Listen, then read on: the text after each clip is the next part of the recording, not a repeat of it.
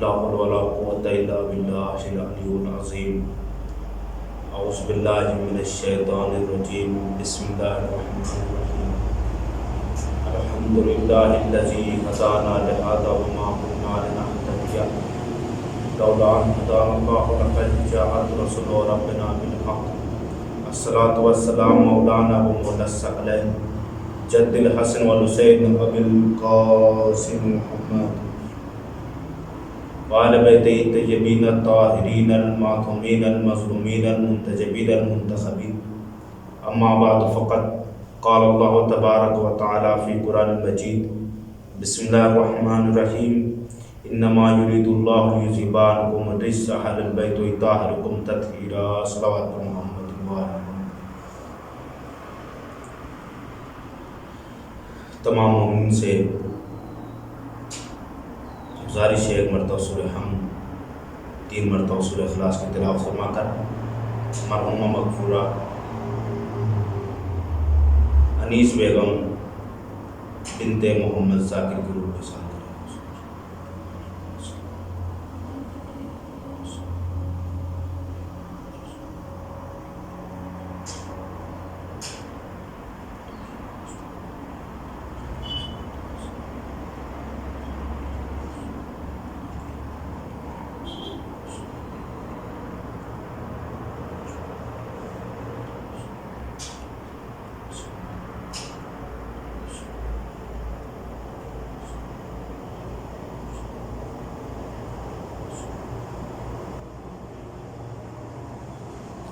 عزیزان گرامی، بزرگان ملت، بچہ عزیز،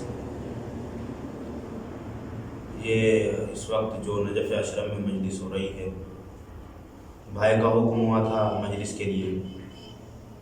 یہاں پر کوئی مجمع نہیں ہے، ظاہری مجمع کوئی نہیں ہے، باطنی مجمع اکٹھا ہو جاتا ہے. آ جاتے ہیں فرشتے، آتے ہیں ملائکہ، آتے ہیں پنجتن پاک علیہ السلام آتے ہیں. یہ فرش اعلیٰ جیسے ہی بچتا ہے پروردگار فرشتوں کو حکم دیتا ہے کہ جاؤ حسین کی مجلس میں جا کر شرکت فرماؤ. ظاہری مجمع نہیں ہے، باطنی مجمع ہے. میں اپنے باطنی مجمع سے خطاب کر رہا ہوں، اور جو میرا ظاہری مجمع ہے وہ مجھ کو دیکھنے والے ہیں، میری ویڈیو کو سماعت کرنے والے ہیں، میری مجلس کو سماعت کرنے والے ہیں.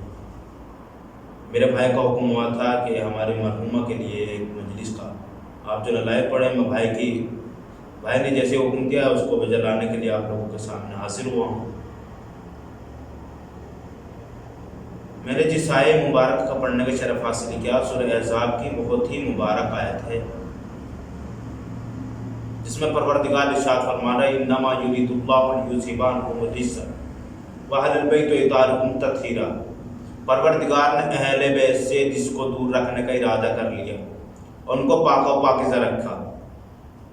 یہ رجس ہے کیا چیز، اس کے معنی کیا ہے، اس کے مفہوم کیا ہے، کن چیز سے اہل بیت کو دور رکھا گیا؟ اہل بیت کو غیبت سے دور رکھا گیا، اہل بیت کو حسد سے دور رکھا گیا. اور آج ہمارے معاشرے میں ہم دیکھتے ہیں کہ غیبتیں بھی لوگ کر رہے ہیں، کھلم کھلا غیبتیں ہو رہی ہیں، ایک دوسرے سے حسد کر رہے ہیں کہ اس کا کاروبار کیسے چل گیا، اس نے اتنا بڑا کام کیسے کر لیا.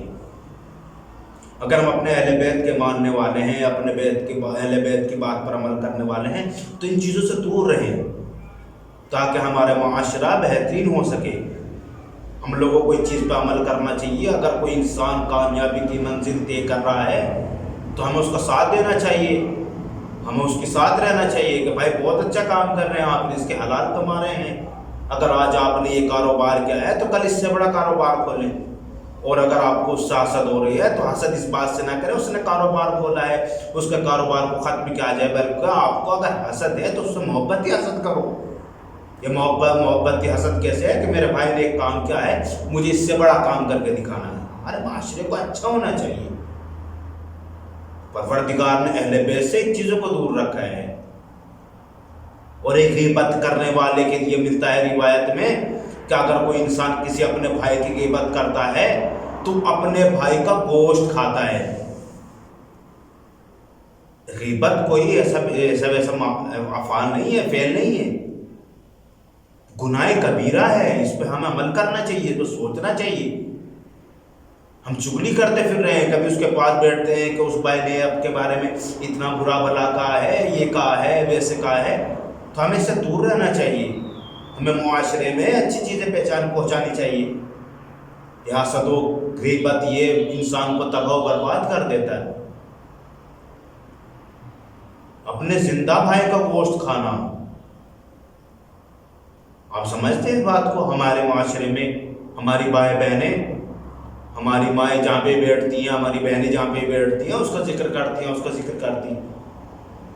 حقیقت ہے گا ماں کے، یہ حقیقت ہے کہ ہماری بہنیں اپنے بھائیوں سے محبت کرتی ہیں، انہیں دل سے چاہتی ہیں، ان پر اپنی جان نچھاور کر دیتی ہیں. مگر روایت پہ اس بات پہ عمل کرنا چاہیے کہ جب ہمارا بھائی جب کسی کی ہم غیبت کرتے ہیں تو روایت کہتی ہے کہ تم اپنے بھائی کا گوشت کھا رہے ہو. یہ کیسے ہو سکتا ہے کہ ہم غیبت کر کے اپنے بھائی کا گوشت کھائیں؟ ہمیں ان چیزوں سے دور رہنا چاہیے. ہمیں کسی کی غیبت نہیں کرنی چاہیے، کسی کے بارے میں برا نہ کہنا چاہیے. یہ لائیو مجری جاری ہے، جتنے بھی سننے والے ہیں، جتنے بھی سماعت کرنے والے ہیں، انہیں اس بات پہ غور کرنا چاہیے. میں کوئی بڑا خطیب نہیں ہوں، بڑا ذاکر نہیں ہوں، میں نجف اشرف کا ایک ادنا سا طالب علم ہوں جو آپ کے سامنے سماعت کر رہا ہوں، آپ کے سامنے گفتگو کر رہا ہوں.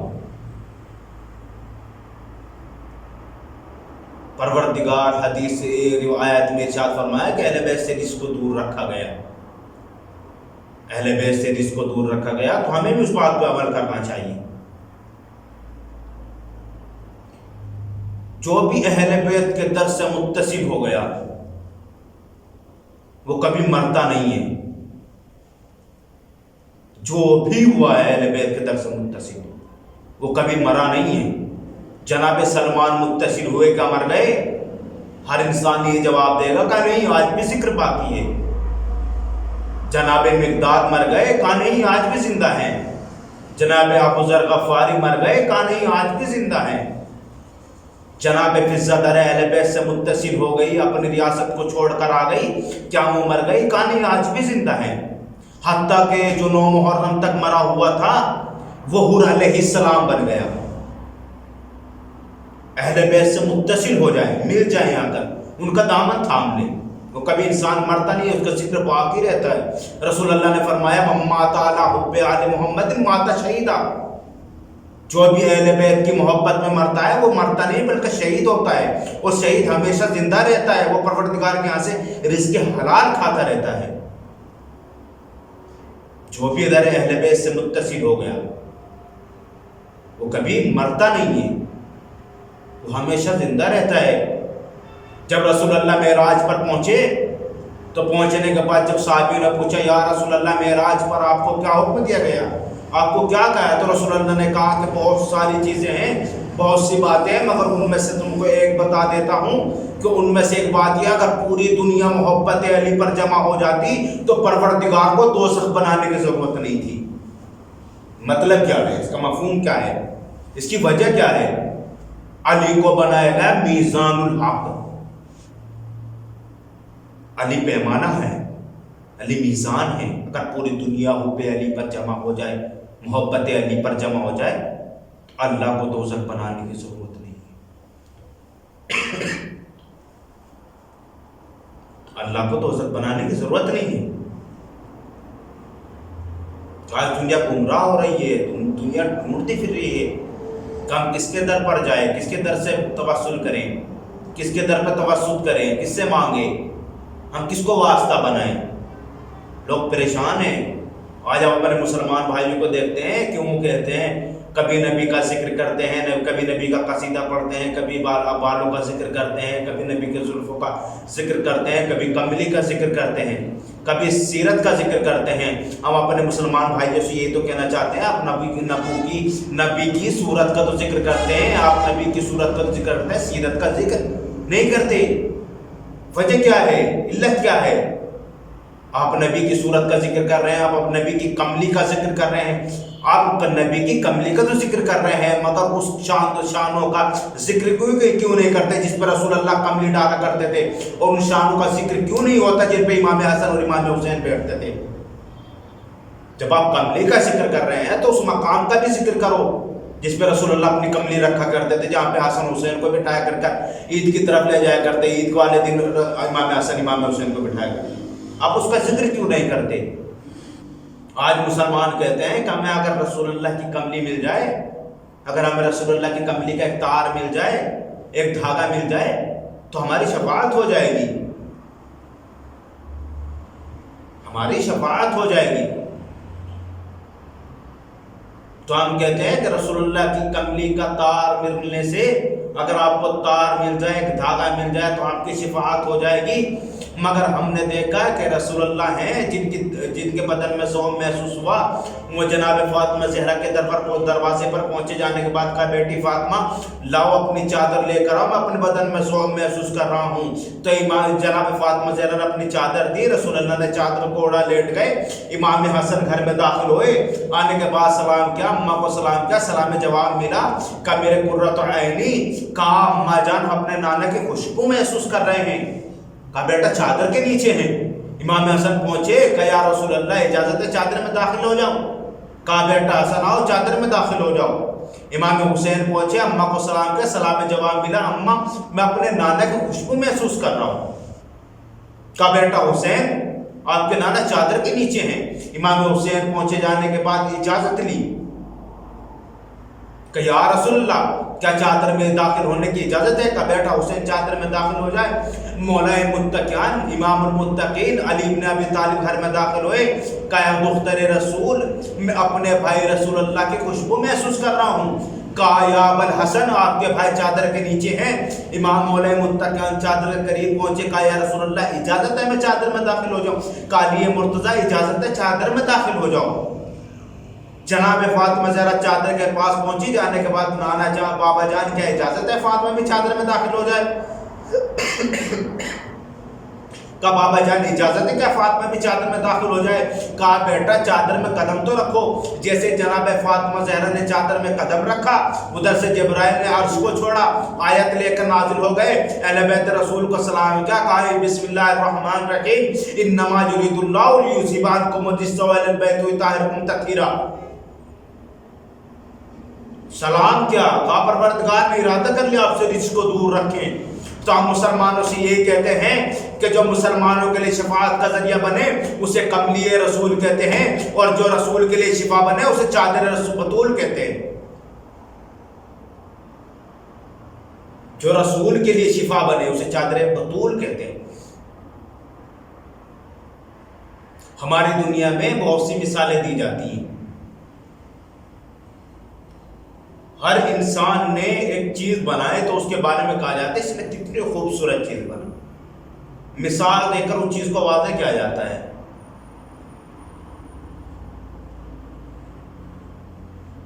جب اس چیز کو واضح کر دیا گیا مثال دے کر، تو پروردگار نے بھی کچھ ہستیاں بنائی ہیں جن سے اپنے آپ کو پہچانا ہے، پہچانوایا لوگوں سے کہ میں اپنی طرف سے کچھ نمائندے بنا کر بھیجتا ہوں. اگر ان کے فعل کو ان کے قول کو دیکھیں گے تو خدا کی معرفت ہوگی. حقیقت ہے اہل بیت رسول نے جتنا بھی اپنا فعل اور اپنا عمل انجام کیا ہے وہ صرف اللہ کے لیے تھا. اللہ نے اپنا نمائندہ بنا کر بھیجا، لوگوں کے لیے ہدایت کے چراغ بنا کر بھیجے تاکہ لوگوں کو روشنی ملتی رہے، لوگ ہدایت پاتے رہے. پروردگار عالم نے جناب جبرائیل کو کہا کہ یہ تشت لو اور میرے اہل بیت کے پاس پہنچو. وہ تشت تھا بہت ہی روشن. ہمارے یہاں پہ مثال دی جاتی ہے کہ بال سے زیادہ باریک. اس کا مطلب کیا ہوا کہ بال سب سے زیادہ باریک ہے. ایک مثال دی جاتی ہے شہد سے زیادہ شیرین. اس کا مطلب شہد سب سے زیادہ شیرین ہے، سب سے زیادہ میٹھا ہے. تو جبرائیل کو پروردگار نے ایک تشت دیا کہ میرے اہل بیت کے پاس لے کر جاؤ، اور اس میں ایک لکیر کھچی ہوئی تھی، شہد تھا اس میں ایک لکیر کھچی ہوئی تھی. تشت بہت زیادہ روشن تھا کہ میرے اہل بیت رسول کے پاس جاؤ، کہنا کہ رسول اللہ سے کہنا ہے کہ پروردگار نے اپنے متعلق کچھ مثالیں مانگی ہیں. جناب جبرائیل نے تشت کو لیا، فرش عرش کو چھوڑا، رسول اللہ کی خدمت پہنچے. آنے کے بعد سلام کیا، سلام کا جواب ملا کیا رسول اللہ پروردگار نے تشت بھیجا ہے اور اپنے متعلق کچھ مثالیں مانگی ہیں. جناب فضہ آگے بڑھی، پر بڑھنے کے بعد کہتے ہیں غور کرنا، اس بات پر فکر کرنا. بہت ہی اہم مثال ہے. جناب فضہ آگے بڑھی، کیا یا رسول اللہ کیا فضہ کو اجازت ہے فضہ مثال بیان کرے؟ کیا فضہ اجازت ہے مثال بیان کرو؟ جناب فضہ نے تشت کو دیکھا، دیکھنے کے بعد کہا خمس و زکوٰۃ اس تشت سے زیادہ روشن، خمس و زکوٰۃ اس تشت سے زیادہ روشن. خمس و زکوٰۃ کا نکالنا شہد سے زیادہ شیریں،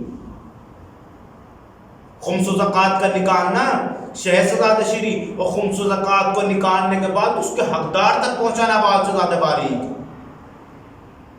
جناب فضہ کی مثالوں پر غور کریں. خمس و زکوٰۃ بہت ہی اہم چیز ہے، ہم لوگ نہیں نکالتے. ہم اس بات پر فکر کرنی چاہیے. جو لوگ نکالتے میں ان کو نہیں کہہ رہا ہوں، جو نکالتے ہیں میں ان کو نہیں کہہ رہا ہوں، جو لوگ نہیں نکالتے ان کے لیے اس بات پہ غور و فکر کریں. حلال کو حرام میں، حرام کو حلال میں مخلوط نہ کریں، اس کو نکالا کریں تاکہ تمہارا رزق حلال ہو جائے. جناب فضہ کی مثالیں ختم ہوئی، جناب سلمان آگے بڑھے. آنے کے بعد کہا یا رسول اللہ سلمان کو اجازت ہے مثالیں بیان کرے؟ کہا سلمان اجازت ہے مثالیں بیان کرو. یہ لائیو مجلس جا رہی ہے، کوئی آمنے سامنے مجلس نہیں ہے. اگر آمنے سامنے مجلس ہوتی ہے داد و تحسین ملتی ہے، لائیو مجلس ہے.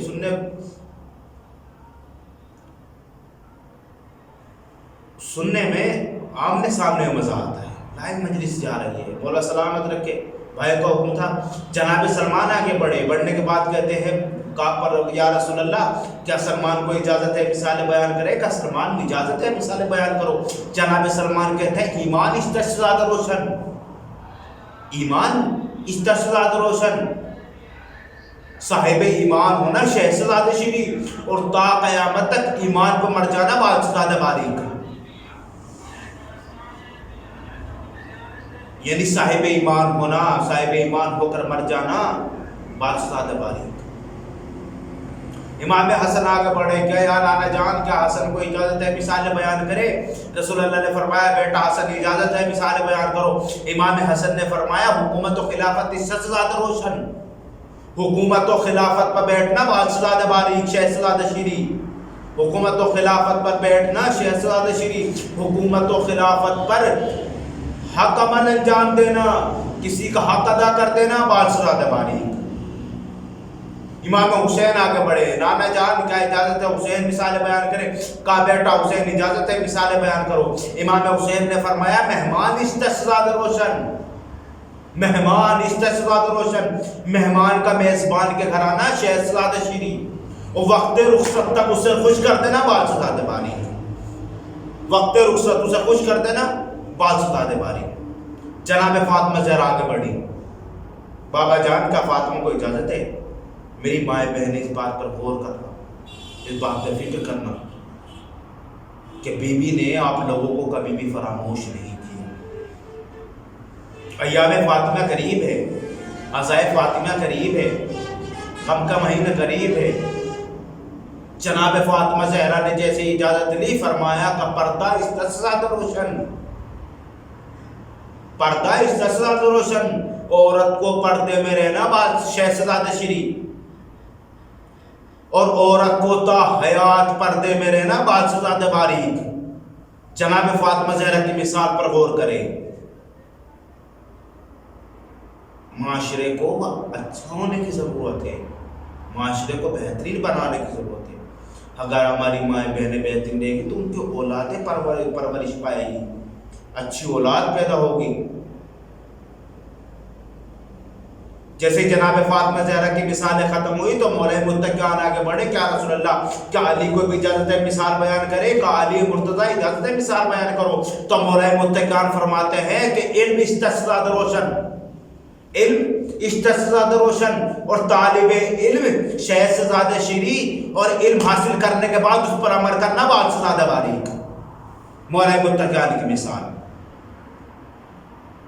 بڑا خوش نصیب ہے طالب علم. آیا اکیڈمی میں پڑھتے ہو یا مدرسے میں پڑھتے ہو، بڑا خوش نصیب ہے. مولا متقیان آپ کو کبھی بھلا نہیں پائے. مولا متقیان ارشاد فرما رہے ہیں کہ علم بہت بہترین چیز ہے. جیسے مولا متقیان کی مثال ختم ہوئی تو رسول اللہ آگے بڑھے. کہا سلمان تم بھی سنو، کہا فضہ تم بھی سنو، کہا حسن تم بھی سنو، کہا حسین تم بھی سنو، علی مرتضیٰ تم بھی سنو. کہا نعمت خدا اشتزاد روشن، نعمت خدا اشتزاد روشن، رحمت خدا کا نازل ہونا شہزادہ شیری، اور نعمت خدا پر نازل ہونے کے بعد اس کا شکر کرنا بات سے زیادہ باری. نعمت خدا، رحمت خدا، اس مثال پر غور کریں، اس کا شکر کرنا چاہیے. جب رسول اللہ کی مثالیں ختم ہو گئی، اہل بیت رسول کی ختم ہو گئی، جناب فضہ کی ختم ہو گئی، جناب سلمان کی ختم ہو گئی، تو پروردگار مخاطب ہوئے. تو پروردگار کہتے ہیں حجر تم بھی سنو، شجر تم بھی سنو، پرندوں تم بھی سنو، درندوں تم بھی سنو، اے فرشتوں تم بھی سنو، اے علی مرتضیٰ تم بھی سنو، اے رسول خدا تم بھی سنو، اے حسن مجتبیٰ تم بھی سنو، اے حسین شہید کربلا تم بھی سنو. تو پروردگار نے ارشاد فرمایا کہ میرے اہل بیت اشتزاد روشن، میرے اہل بیت اشتزاد روشن، میرے اہل بیت کی محبت دل میں رکھنا شہزادہ شیری، اور میرے اہل بیت کی محبت دل میں رکھنے کے بعد پل صراط سے گزر جانا بات سے زیادہ باریک. بآواز بلند نعرہ صلوات. پروردگار ارشاد فرما رہے ہیں میرے اہل بیت اشتزاد روشن، میرے اہل بیت کی محبت دل میں رکھنا شہزادہ شیری، اہل بیت کی محبت دل میں رکھنے کے بعد پل صراط سے گزر جانا بات سے زیادہ باریک. کہ اہل بیت محمد ہے، پروردگار نے کہا ان سے متصل ہو جاؤ. جس نے اہل بیت کا دامن تھام لیا اسے دنیا و آخرت کی ہر نعمت مل گئی. اہل بیت رسول سے متصل ہونا پڑا. جب کچھ لوگ رسول اللہ کے پاس پہنچے، یا رسول اللہ، آنے کے بعد سوال کرتے ہیں کہ حق کیا ہے؟ تو رسول اللہ نے فرمایا کہ تم حق دیکھنا چاہتے ہو؟ کہاں یا رسول اللہ حق دیکھنا چاہتے ہیں؟ تو رسول اللہ نے سلمان سے کہا کہ سلمان جاؤ ایک بلند ٹیلے پر جاؤ، جا کر اعلان کر دو کہ جس کو بھی حق دیکھنا ہے کل ظہر کے وقت مسجد میں آ جائے. جناب سلمان کو جیسے حکم ملا، جناب سلمان مدینے کے باہر ایک ٹیلے پر پہنچے. جانے کے بعد یہ نہیں کہا کہ یا ایھا المدینہ، مدینے والوں کو مخاطب نہیں ہوئے، مکے والوں کو مخاطب نہیں ہوئے، کوفے والوں کو مخاطب نہیں ہوئے. کہا یا ایھا الناس، اے لوگو. مطلب کیا ہے؟ کیونکہ اگر ایک خاص انسان سے مخاطب ہوتے تو کل دوسرا سوال کر لیتا کہ ہم کو تو معلوم ہی نہیں تھا، ہم سے تو کوئی مخاطب نہیں تھا کہ حق کی بات ہو رہی ہے. تو اس لیے جناب سلمان کا یا ایھا الناس، جس کو بھی حق دیکھنا ہے وہ کل مسجد رسول میں آ جائے، مسجد نبوی میں آ جائے.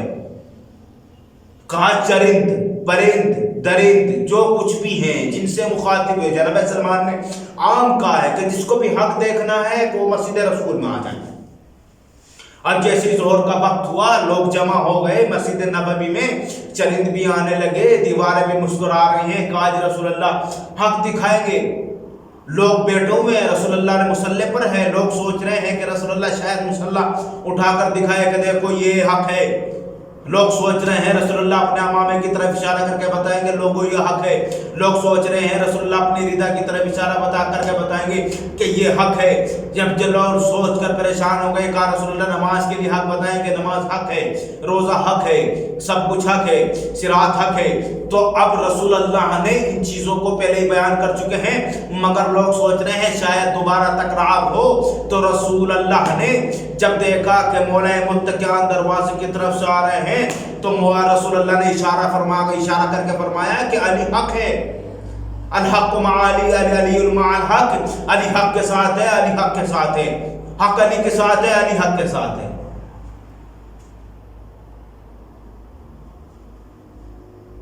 علی حق کے ساتھ ہے، حق علی کے ساتھ ہے. جدھر علی جائے گا ادھر حق جائے گا، ظاہر سی بات ہے.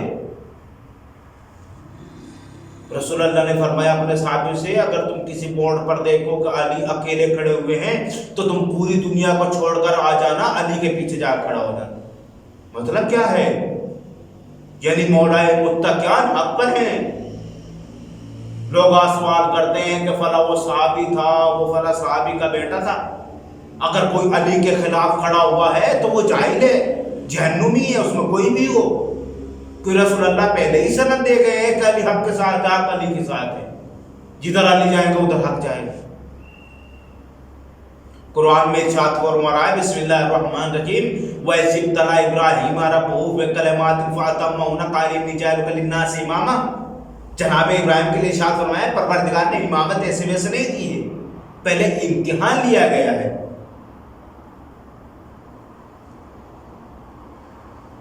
جناب ابراہیم صحرا میں کھڑے ہوئے ہیں، جناب ابراہیم سے 3 امتحان لیے گئے ہیں، مال کا امتحان لیا گیا ہے، جان کا امتحان لیا گیا ہے، اولاد کا امتحان لیا گیا ہے۔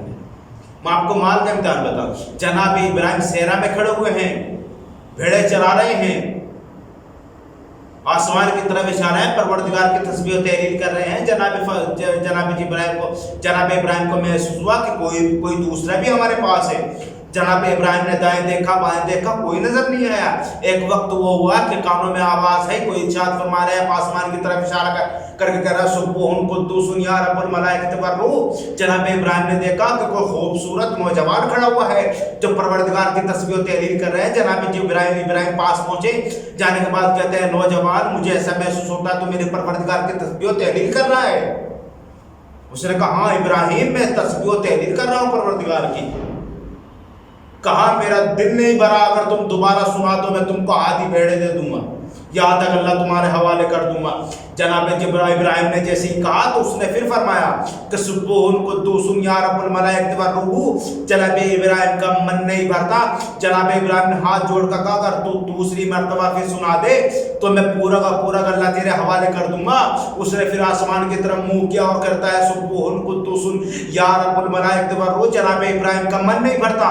جناب ابراہیم کہتے ہیں کہ اگر بھائی تو تیسری مرتبہ سنا دے تو میں اپنے آپ کو تمہاری غلامی میں دے دوں گا۔ اس نے پھر ہاتھ اٹھائے پروردگار کی طرف اشارہ کر سبوح قدوس یا رب الملائکۃ والروح۔ جناب ابراہیم نے کہا کہ بھائی میں نے اپنے آپ کو تم کو غلامی میں دے دیا۔ تو جناب ابراہیم نے اپنے آپ کو غلامی میں دے دیا۔ جناب ابراہیم کے اس افیئر سے، اس عمل سے ہم کو کیا ملا، کیا نتیجہ نکلا؟ جناب ابراہیم بتانا چاہتے ہیں، جناب ابراہیم درس دیتے ہیں جس سے ہم کو محبت ہو جاتی ہے اس کا نام بار بار سنتے رہتے ہیں، تو ہم پہ آپ کوئی فتویٰ نہ لگانا کہ تم ہر جگہ اٹھتے ہو تو علی علی کرتے ہو، بیٹھتے ہو تو علی علی کرتے ہو، بچوں کو ٹھوکر لگتی ہے تو علی علی کرتے ہو۔ جناب ابراہیم کے اوپر فتویٰ لگاؤ کہ جب جناب ابراہیم نے محبت کا اعلان کیا تو نام سننے کے لیے پریشان ہو گئے، حتیٰ کہ اپنے آپ کو غلامی میں دے دیا۔ تو ہم بھی علی سے محبت کرتے ہیں، اگر ہمارے پیر میں ٹھوکر بھی لگے گی جب بھی ہم علی علی کریں گے۔ صلوات پر محمد و آل محمد۔ اگر ہمارے ٹھوکر بھی لگے تو علی علی کریں گے۔ ایام فاطمیہ قریب ہے، مرحومہ کے ایصال ثواب کی مجلس ہے۔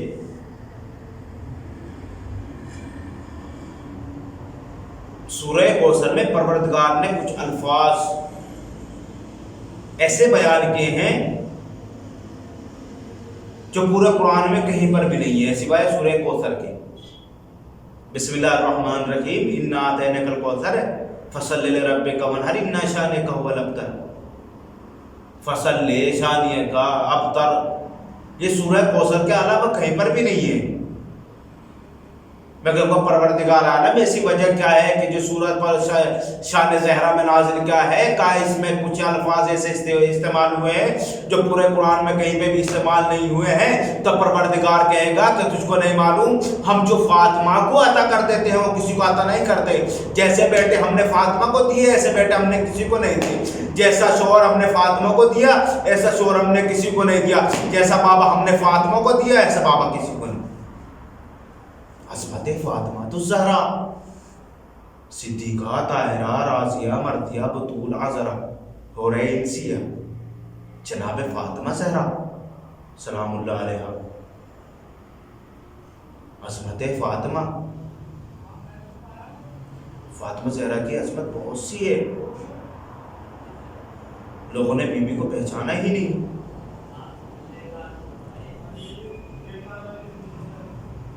لوگ اگر بی بی زہرا کی عظمت کو جان لیتے، پہچان لیتے، تو لوگوں کا آج یہ عمل نہیں ہوتا. جناب فاطمہ زہرا میں ہر طریقے سے مصیبت ڈھائی گئی ہے. مرحومہ کی سال ثواب کی مجلس سے جناب فاطمہ زہرا کے مسائل پڑھنا ہمارے اوپر حق ہے. ایام فاطمہ قریب ہے.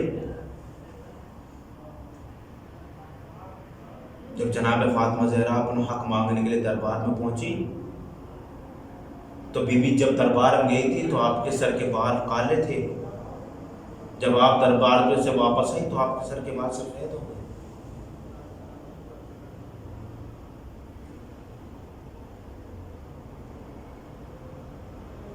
18 سالہ خاتون ضعیف ہو گئی.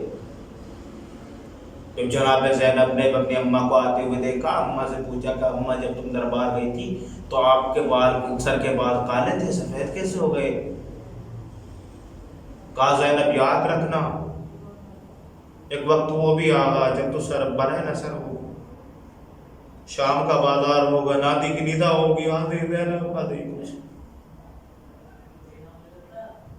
ایک وقت وہ بھی آیا جناب فاطمہ زہرا کی، جناب فاطمہ زہرا کے دروازے پر کچھ ظالم لکڑیاں لے کر آ گئے. ایک آنے کے بعد کہتے ہیں فاطمہ دروازہ کھولو ورنہ دروازے میں آگ لگا دیں گے. بی بی نے کہا کہ اس دروازے میں آگ لگا دیں جس میں رسول کے چھوٹے چھوٹے نواسے رہتے ہیں. کہا فاطمہ دروازہ کھولو ورنہ دروازے میں آگ لگا دیں گے. جناب فاطمہ زہرا دروازے کے پیچھے کھڑی ہو گئی. ظالم نے دروازے میں آگ لگانے کے بعد دروازے پر لات ماری، دروازہ ٹوٹ کر بی بی کے شکم پر گرا. بی بی بے ہوش ہو گئی. آواز فضا مجھے سنبھالو میرا محسن شہید، فضا مجھے سنبھالو میرا محسن شہید ہو گیا. امام مولا متقیان کے گلے میں رسی کا بندھا. جب جناب فاطمہ زہرا کو ہوش آیا تو آنے کے بعد کہتے ہیں فضا اب حسن کہاں ہے؟ کہا بی بی ظالم ان کو لے کر چلے گئے. جناب فاطمہ زہرا اپنا درد بھول گئی. آنے کے بعد کہتے ہیں ظالمو اب الحسن کو چھوڑ دو ورنہ میں اپنے بال کے سر کے بال کھول دوں گی، اپنے سر کے بال سے برہنہ کر لوں گی. جیسے جناب فاطمہ زہرا نے کہا مسجد نبوی کی دیواریں اٹھنے لگی. سر مولا متقیان نے سلمان سے کہا سلمان فاطمہ سے جا کر کہو کہ اپنے سر کے بال نہ کھولنا ورنہ آج قیامت آ جائے گی. سلمان پہنچے، بی بی مولا کہہ رہے تو سر کے بال نہ کھولنا، سر کے بال پریشان نہ کرنا.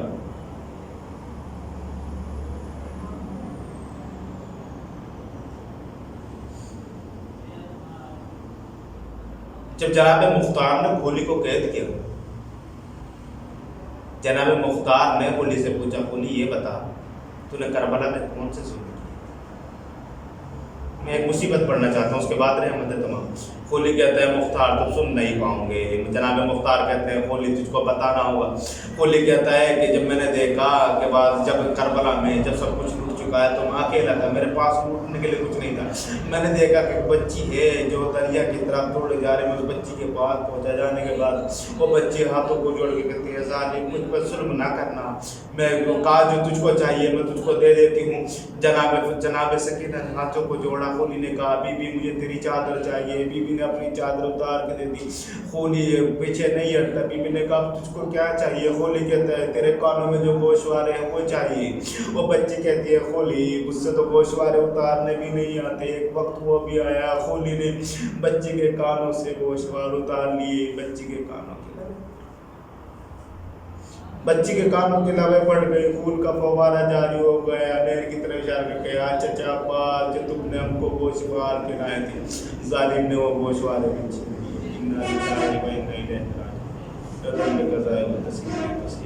مومن سے گزارش ہے مرتبہ سنیں 3 مرتبہ سورہ اخلاص کے خلاف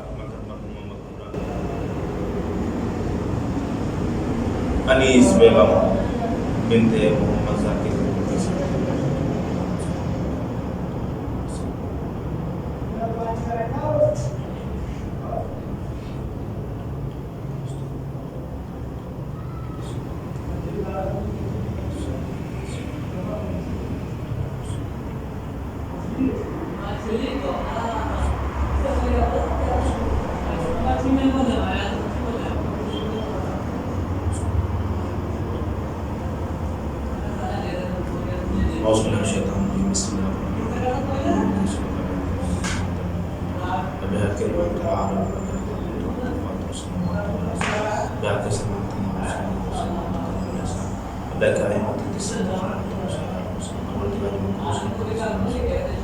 پروردگار جو بے چین ہے پریشان ہے پروردگار کی پریشانی کو دور فرما پروردگار جو لوگ اولاد جناب سکینہ پروردگار اولاد صالحین ہے پروردگار جو ہمیں شان دے کرنا ہماری عزت کیا ہو پروردگار ہم سے ہمارے کبھی ہمارے سگیر پروردگار معاف پروردگار ہمارے والدین کا سایہ ہمارے سر پر قائم ہے پروردگار جو ہمارے مقبولین ہیں دنیا سے جا چکے ہیں پروردگار ان کو مغفرت کرو پروردگار ہماری پہلی و آخری دنیا پروردگار جت آخر ظلمت عاجلہ فرمان ہمیں ان پر ربنا تقبل